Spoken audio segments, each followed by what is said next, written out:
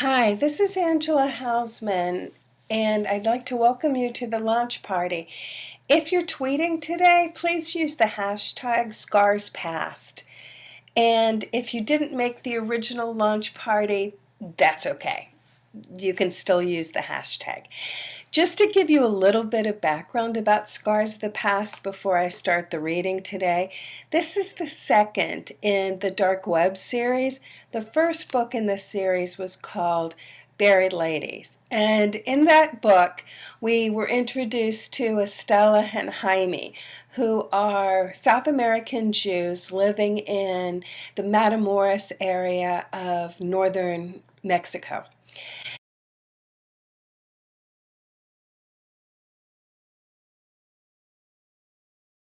In book one, Estella was kidnapped by the Gulf Cartel, and Jaime, her husband, is involved in some somewhat illegal activities to try and get his wife back.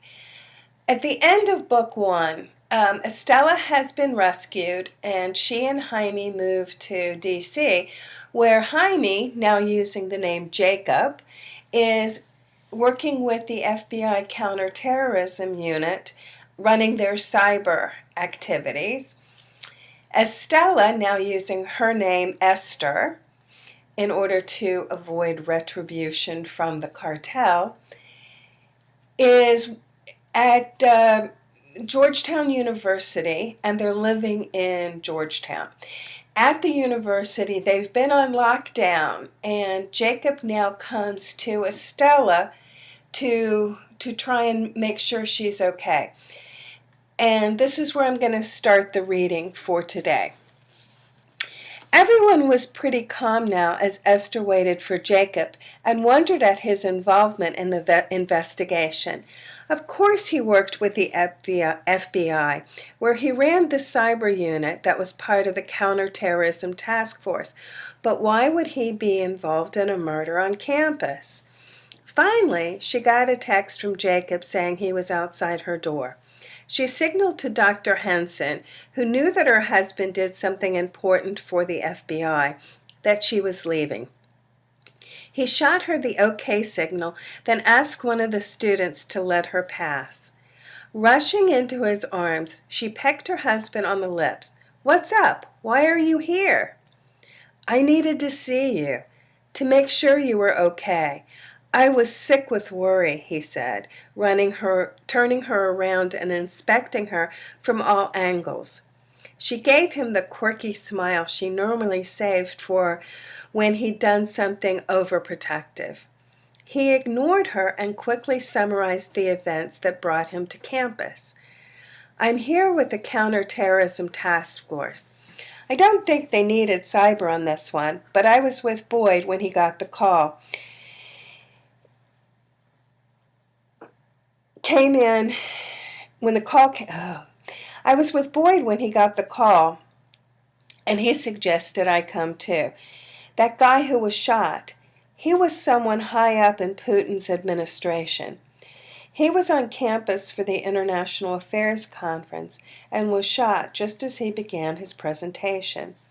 The shooter is also dead, shot by campus police before we arrived. I have to head back to headquarters for a meeting in a few minutes. This is going to be an all-hands-on-deck kind of investigation because of the political nature of the hit, so I'm not sure when I'll get home. I'm glad you stopped by to see me, even though it wasn't necessary. I didn't get a chance to see you this morning. You left pretty early," she said. "Yeah, we're working on something," he said, not totally ignoring the implied question, but not really answering it either. "I guess this afternoon's events pushed that aside for now. I wanted to see you to make sure you're safe, and since I was already on campus, and you might be in bed before I got home tonight." "You look lovely today," he said, totally changing the subject as he appraised her carefully. And she was beautiful.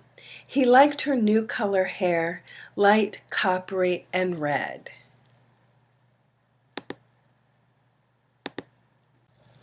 It suited her skin color, and she certainly had the fiery personality of a redhead.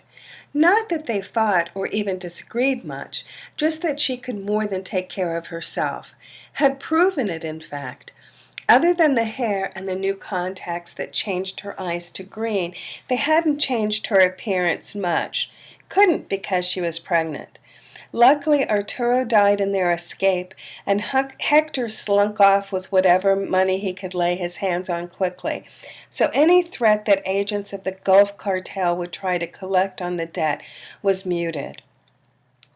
New leaders filled the void and were happy to have Arturo and Hector out of the way. They no longer seemed to care about Estella's rescuers. He'd built a new life, too. He worked with the FBI. He had his family and friends. He even liked his new look. They'd fixed the dirty blonde hair he'd done himself so it looked more natural. They'd changed his eye color, too, but they no longer needed to hide. Maybe he'd let his hair go back to its natural dark brown and get rid of the contacts, but the rest was permanent. And he liked it. His new name helped him fit in more, too. Besides, he was used to it now and couldn't find a reason to dredge up his former identity. That Jaime was the past. Jacob was the future. After 2 years, the new identities felt more real than the identities that they were born with. Shall I save you some dinner?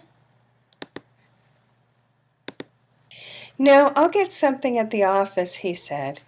She gave him a little sideways glance and wrinkled up her now perfect nose. He knew what that look meant. Dinner better be something healthier than the pizza or Chinese he and his cyber staff frequently ordered on nights when they worked late. You know what the doctor said at your last checkup. Your blood pressure. He suggested a low-fat, low-salt diet. You know my blood pressure has nothing to do with what I eat. It's the job, not my diet, that causes my high blood pressure. Thoughts of how easily someone could hack in and what the consequences would be for the people I love. That's what made my pressure go up. Do that enough and the pressure kind of resets at a higher level. It has nothing to do with what I eat, but, for you, anything. Okay, I promise, a salad. Are you happy? She answered by kissing him again, a little longer this time. He reluctantly broke the embrace, giving her a quick kiss on the nose as he did. That's for Sarah. Tell her Daddy loves her. If I can break away, I'll FaceTime before she goes to sleep tonight. Heck, I might even have time to read her a bedtime story. It depends on how much progress we make on this situation.